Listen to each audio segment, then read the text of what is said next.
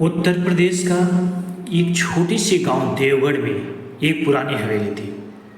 हवेली के पीछे के हिस्से में एक कमरा था जिसका दरवाज़ा पिछले 7 सालों से बंद था। गांव वालों का कहना था कि रात के समय उस कमरे से एक औरत की रोने की आवाज़ आती है। अभी कोई धीरे धीरे कहता सुनाई देता, मुझे बाहर निकालो, मुझे बाहर निकालो। और कभी आधी रात को अचानक एक महिला की चीख पूरी हवेली में गूंज उठती। गांव के लोगों को ये कहते सुना था कि वहाँ राघव की पत्नी की आत्मा रहती है, लेकिन किसी को ये नहीं पता था कि उस कमरे के अंदर भूत नहीं, एक बहुत बड़ा अपराध छिपा था। नमस्कार दोस्तों, वासना के अंधाधुनों चैनल में मैं फिर से काफ़ी दिनों बाद वापस आया हूँ। देवगढ़ की उस हवेली में राघव सिंह अपनी पत्नी मीरा के साथ रहता था। शुरुआत में दोनों की शादी बहुत अच्छे थे, लेकिन धीरे धीरे राघव का स्वभाव बदलने लगा। उसे शक रहता था कि मीरा उससे कुछ न कुछ छिपा रही है। आजकल जो नॉर्मल है, आजकल लोगों में ये सबसे बड़ी बीमारी हो गई है। छोटी छोटी बातों पे दोनों के बीच जम के झगड़ा होने लगा। मीरा कई बार अपनी सहेली से कहती, मुझे नहीं पता राघव को क्या हो गया है, अब मुझे उससे डर लगने लगा है। लेकिन गांव में किसी ने इस बात को गंभीरता से नहीं लिया। और यही रीज़न होता है, कई बार ये मामले हमारे और आपके बीच आते हैं कि किसी चीज़ को हम गंभीरता से नहीं लेते हैं और जो चीज़ नहीं होनी होती वो हो जाती है। एक रात तो हवेली से बहुत तेज आवाज़ आने लगी। मीरा और राघव के बीच भयंकर झगड़ा हो रहा था। मीरा चिल्लाई, राघव मुझे छोड़ दो, राघव मुझे छोड़ दो। फिर एक जोरदार आवाज़ आई और उसके बाद पूरी हवेली में सन्नाटा सा छा गया। उस रात के बाद मीरा किसी को दिखाई नहीं दी। अगली सुबह राघव ने गांव वालों से कहा, मीरा अपने मायके चली गई है। किसी ने ज़्यादा सवाल नहीं पूछा, क्योंकि आजकल ऐसा दुनिया ही चल रहा है कि किसी को किसी के लिए समय नहीं है। लेकिन राघव ने उस दिन हवेली के पीछे वाले कमरे पे ताला लगा दिया और फिर शुरू हुई एक ऐसी कहानी जिसने पूरे गांव को 7 साल तक डर के साए में, या यूं कहें कि अंधविश्वास के साए में रखा। कुछ दिनों बाद राघव ने गांव वालों से कहा, रात में मुझे मीरा की आवाज़ सुनाई देती है। पहले लोगों ने उसकी बात पे ध्यान नहीं दिया।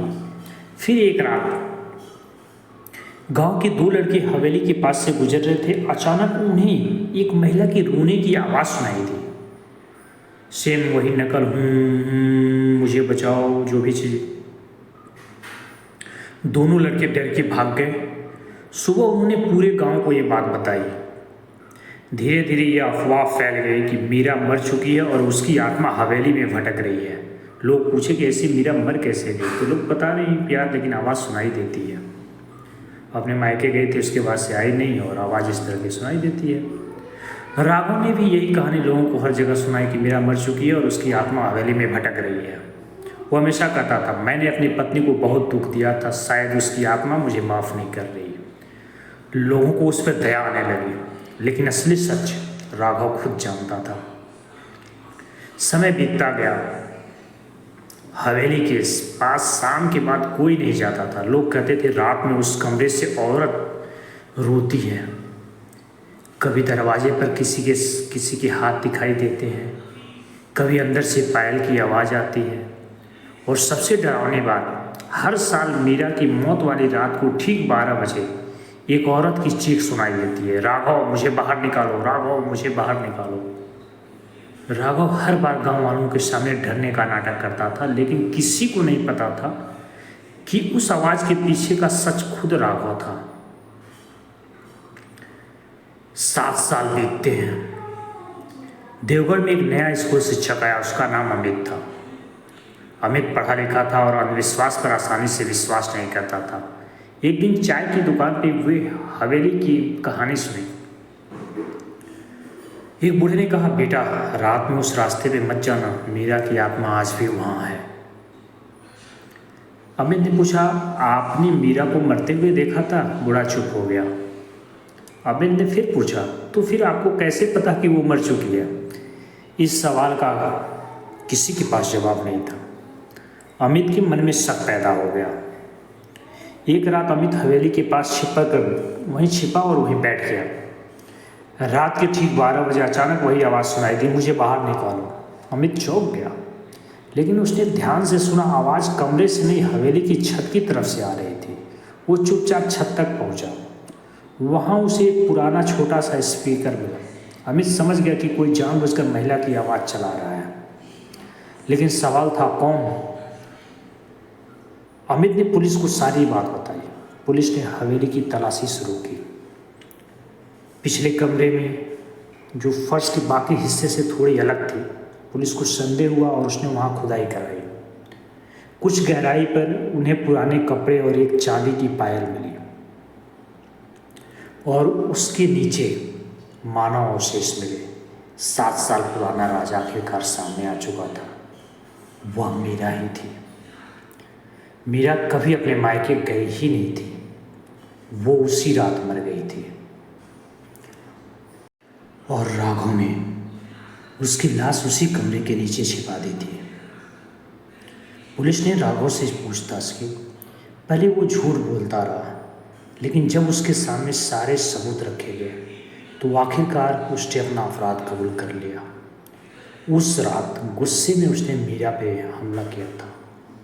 मीरा की मौत हुई। डर के कारण राघव ने उसकी लाश कमरे के नीचे दफन ना दी, लेकिन उसे डर था कि एक न एक दिन सच्चाई का पता चल ही जाएगा। इसलिए उसने एक चाल चली। उसने मीरा की आवाज़ रिकॉर्डिंग तैयार की। हर साल उसी तारीख को रात के 12 बजे वो कमरे के पीछे छिपकर वही रिकॉर्डिंग चला देता और गांव वालों को लगता मीरा की आत्मा वापस आ गई है। 7 साल तक पूरे गांव को एक ऐसे भूत से डराता रहा जो असल में था ही नहीं। सुबह पुलिस राघव को हवेली से बाहर लेकर जा रही थी। गांव वाले पहली बार उस कमरे के सामने बिना डरे खड़े थे। अमित ने उस बंद कमरे की तरफ देखा। दरवाज़ा खुला हुआ था, वही कमरा जिसे लोग 7 साल से भूतिया समझते थे।